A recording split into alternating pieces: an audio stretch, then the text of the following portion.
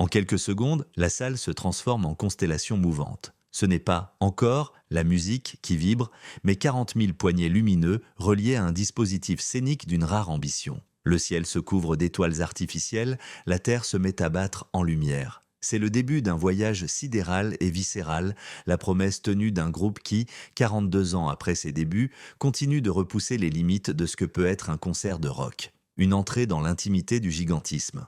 Annoncée comme une expérience totale, la nouvelle tournée d'Indochine, sobrement intitulée Arena Tour, a débuté à Paris dans un Accor Arena métamorphosé. La scène principale, baptisée A, s'ouvre sur Showtime, un titre électro-rock syncopé aux accents de Depeche Mode. Les bracelets clignotent au rythme des basses, la foule pulse, et la frontière entre le public et le spectacle se brouille immédiatement. C'est là l'une des forces du dispositif. Abolir la frontalité, jouer avec l'espace, tisser une narration à plusieurs dimensions. 3 scènes, A, B, C, sont disposées dans l'arène, permettant au groupe de circuler, de surprendre, de ramener de l'humain dans la machine spectaculaire et de créer une proximité rare malgré les 20 000 places. Entre manifestes discrets et émotions universelles, Indochine n'a jamais été un groupe neutre. Ce concert en témoigne sans embâge. Sur Victoria, le visage de Volodymyr Zelensky s'affiche en fond de scène, bientôt suivi par un rang de soldates ukrainiennes en fanfare. Puis, Sanna sur la croix fait apparaître le visage de Sanna Marin, ex-première ministre finlandaise, tantôt muselée d'un bandeau noir, tantôt crucifiée dans une croix lumineuse. Un spectacle qui devient tribune visuelle sans jamais casser le flux musical. Chaque tableau est construit avec soin. Annabelle Lee, Seule au paradis, ou encore No Name, titre inédit tiré de l'album Babel Babel, 12-24, joué pour la première fois en tournée, épouse une esthétique noire et poétique, renforcée par une scénographie mouvante et des visuels puissants. À l'image du groupe, politique, mais pudique, frontal, mais élégant. Nicolas Sirkis, figure magnétique, au centre de tout, Nicolas Sirkis.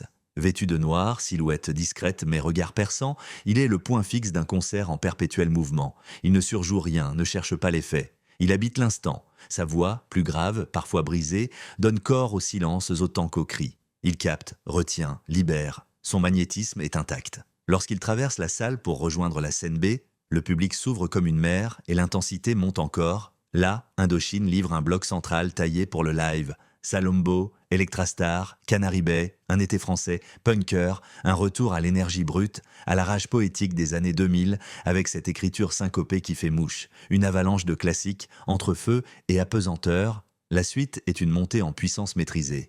Miss Paramount, J'ai demandé à la lune, Alice and June, les tubes s'enchaînent, la foule chante à l'unisson, portée par une ferveur presque liturgique. Puis, La vie est à nous, clôt cette première partie dans un final incandescent. Mais le moment le plus fort reste peut-être ce rappel acoustique, intime, suspendu, entre les scènes B et C, lumière tamisée, guitare sèche, chaos bang, la vie est belle, tes yeux noirs. Une apesanteur palpable, 20 000 personnes retenant leur souffle, rassemblées dans un même battement. Enfin, retour triomphal sur la scène principale pour un second rappel d'anthologie, Station 13, des fleurs pour Salinger, 3 nuits par semaine, puis le bouquet final, l'aventurier, en hymne générationnel hurlé à l'unisson suivi d'un dernier morceau, en route vers le futur comme une signature. Indochine, rituel vivant, ce concert ne ressemble ni à un simple best-of ni à un exercice de nostalgie. Il s'agit d'une œuvre totale, vivante, mouvant, qui réinvente le rapport entre scène et salle, artiste et public, passé et futur. La longévité d'Indochine n'est pas une routine,